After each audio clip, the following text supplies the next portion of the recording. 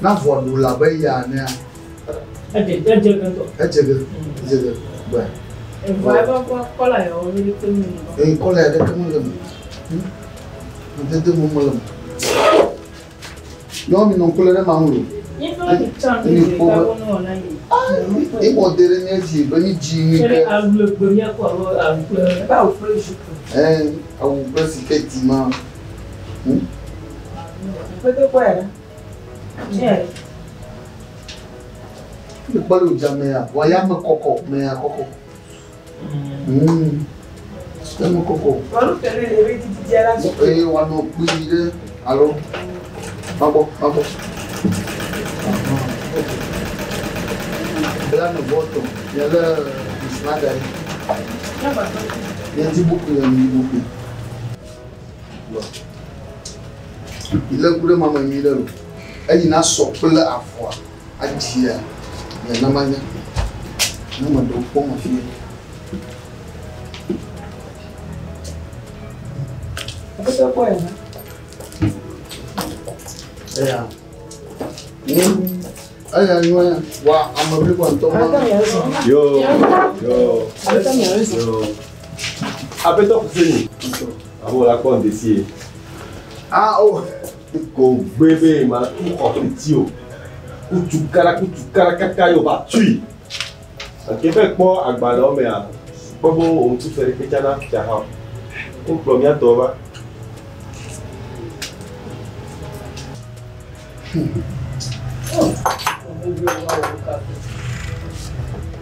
Amegan agbepo Fuseni. Nyema. Enyo. Biba ni makpo no me keme mi lele. Do amema. O mili. Menyoria. Balaka goma. So yi edia baleke de gona gbonsan enia. So yi amlo ko tutu. Bibi na akpo beleke mi lele. Do amema. Ocha kicho ko lega do amlo ko ya ba yi. Wa blene ni. Ya te do okura. Ne ma do do yawo kudan wanya ba me ya no kudan. Enyo, yam de fu. Amegan Fuseni. Moto. Ni no tenu ha. Le cross over ati. Abe to yin ada boba. Ya pe mi mi aso e. Ya kwata yin no fi ma no kon kuma na yi. Yo. Mbe bi o. Asu baba no so ya fiere. Enyo, Amegan Blevon Fuseni agbekoma wa. Yedema. E bien yele mi ginare. So gameko do pe a. Asaka ka wanu fifia. Nene yo do pe e. Ma mu fia ba do jijibo. We ano ba bo ni na sheke ya. Ameni. Ne ma se comme koto elia. Perika, ton frère pe ameni. Yo do pe a. Tu te fio. Alors on bousu tete. Benade, ya gogo fio ha. Benade, il est fio ha be modi. Il est sans fio ha be. Ni to ma do o me. Elle est sans fio ha be nu. So wo do pe. Mo toyi. Le bois. Ezo le mo adi. Alors ne bois. Nyo cha, nyo la ko fio honti. Ele nga benade, e tu ya bi la tetu. Quelqu'un qui a meni, yo do pe a. On mu kan te benade. Ya go fio ha, e bo e dire ka te ya. Ya so na o. Bere. Non blow la. Agbale ko le ki ya. Agbale ya. E nya agbale ke lo pe wo do pe a. Be tutu di. Wo ko le pe a. Ibe ni a tu do pe wa.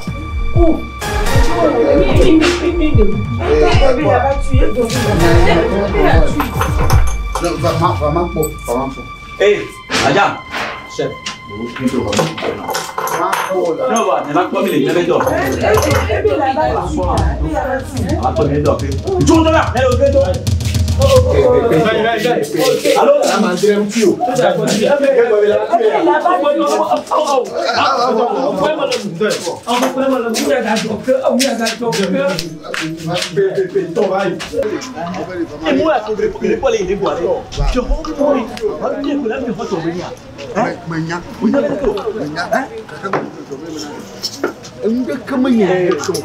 Et à mes gars, c'est à quoi le bon? Hein? Tu vois, c'est cabine, ça, et il y a aussi une ligne, et puis elle est une ligne de rien que tu.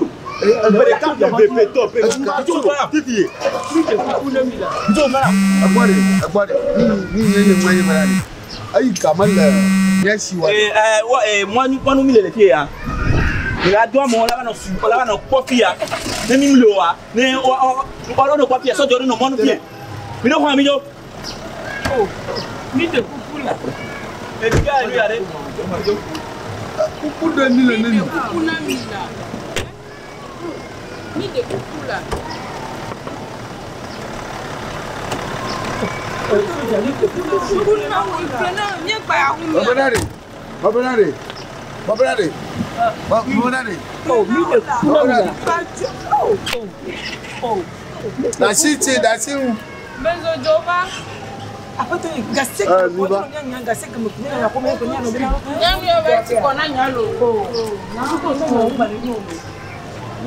Allez, moi, le gars, il y a un moment donc. Un moment donc, il y a des kilos comme un qui vient vous d'abord. Ah non, allez. Il y a pas mal. Non, mais il y a pas mal. Il y a pas mal. Mais il y a tout faire. Non, mais tout faire, mais il y a c'est ça. Et quoi, mais il y a ce mot. Mon yoga. Ça. Ayo me fika kabu mo binya tati wa me. Nyaka me brona no nye. Oh! Mais qui a fait yo meilleur biche? Mais qui va yo meilleur biche? Hein? Ni chota mi jo de be didi kaka ki mo be tu so ami gba tro ba to.